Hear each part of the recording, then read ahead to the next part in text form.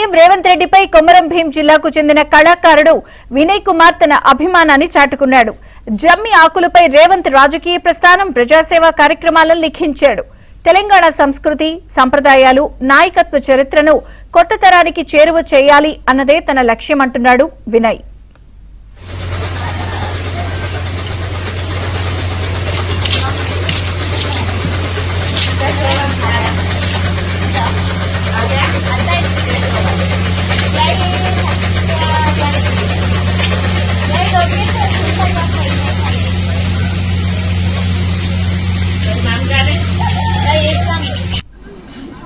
ముఖ్యమంత్రి గారు మా ఆసిఫాబాద్ జిల్లాకు వీచేసిన సందర్భంగా వారి యొక్క పొలిటికల్ జర్నీని మన తెలంగాణ రాష్ట్ర చెట్టు అనేటువంటి జమ్మి చెట్టు ఆకులపైన 391 ఆకులపైన సీఎం రేవంత్ రెడ్డి గారి యొక్క రాజకీయ ప్రస్థానాన్ని రాయడం జరిగింది.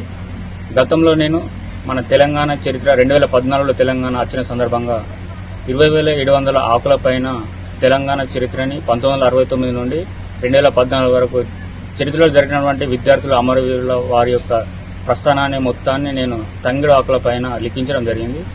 మరియు గతంలో నువ్వులపైన జాతీయ గీతం రాశాను.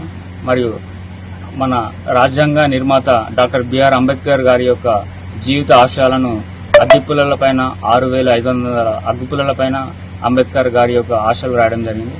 మరియు చింతాకులపైన హనుమాన్ చాలీసాను